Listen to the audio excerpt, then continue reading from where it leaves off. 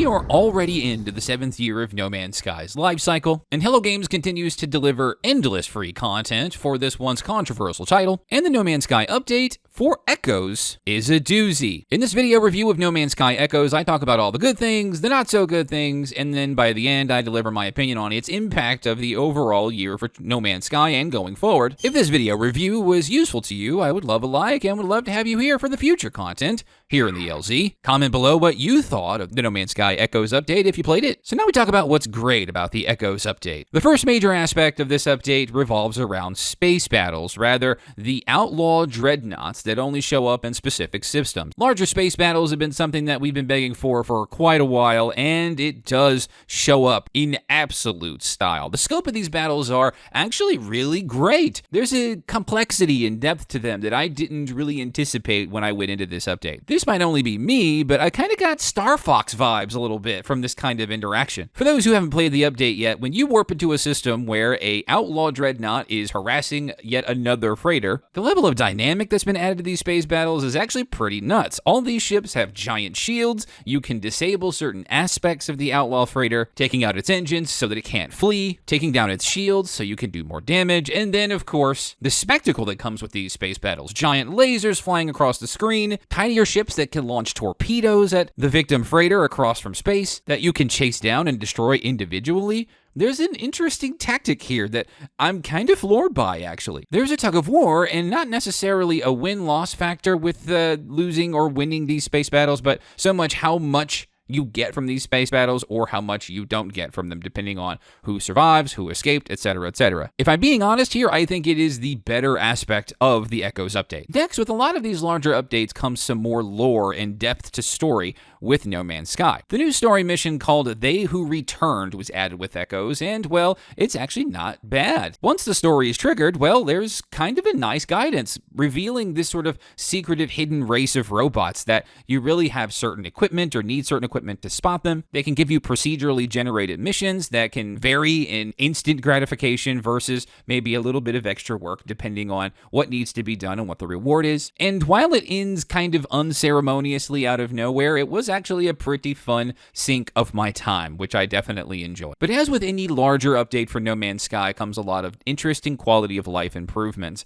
Things like Switch players can now enjoy a little bit better or a less fuzzy picture on their handheld devices. PSVR 2 players now have a clearer view of their picture based on eye tracking, which is really nice. I've seen a lot of good feedback on that. I'm not a VR player, but that's certainly appreciated. But the Echoes update also comes with a lot of extra doodads, like new multi-tools, a new staff that's considered a multi-tool, which I kind of had a lot of fun with the meta put together with this. I'm kind of hoping that they could expand this kind of multi-tool sort of depth with other types of multi-tools like the staff has, because with the staff, you earn the staff in pieces and then you assemble the staff yourself. It's really quite neat. I enjoyed the process in earning all of those parts and putting it together, and it pretty well shows. It's pretty nice. But I have to say, the new Atlantic multi-tool that comes with the Echoes update is by far my favorite multi-tool in the game so far. Hello Games have tried to keep away with things that look overtly like guns. They don't even like you saying gun. It's not sci-fi enough for them. So these multi-tools look a little bit more like assault rifles, but they look really cool. They have a very sort of dark design to them, and they're by far my favorite. Now, I'd like to talk about what I didn't enjoy about this update, and with exception of the space battles, remember when I talked about the They Who Returned story?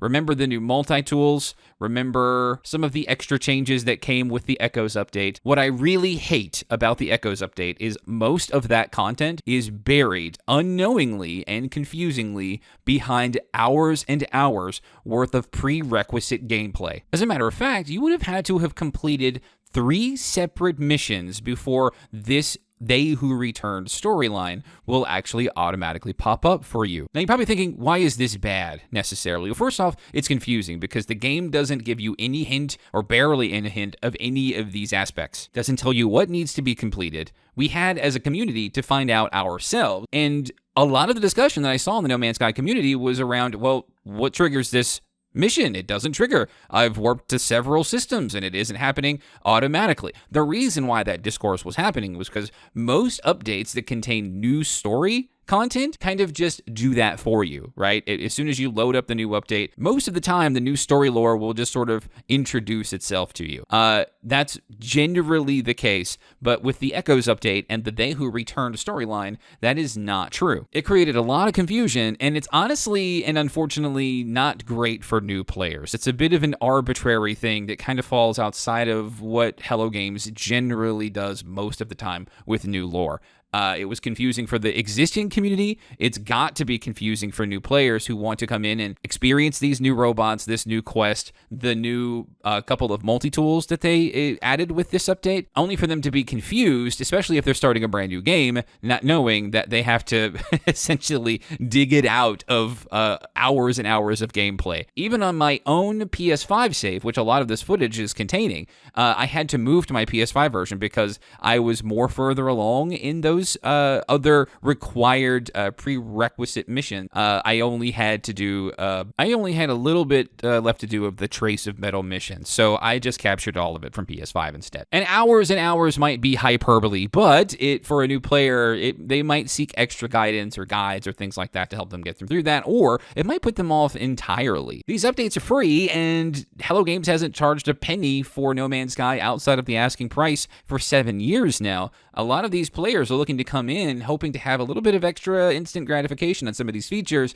and they're going to be shocked to find out that that's not a thing. And I know that it's a little bit obligatory at this point, but I'm going to say the same thing that I say in every review for any new No Man's Sky update. There is still a lot of content that has gone unanswered. Things like the space station and the space station terminal. We know that new space stations are coming. Not really default Hello Games on that one because they technically haven't put that stuff in the game yet. But as far as the station overrides and things like that, all of these things are still very unanswered for, and maybe a little frustrating at this point. The station terminals and the station overrides have been in the game for like 2 years now.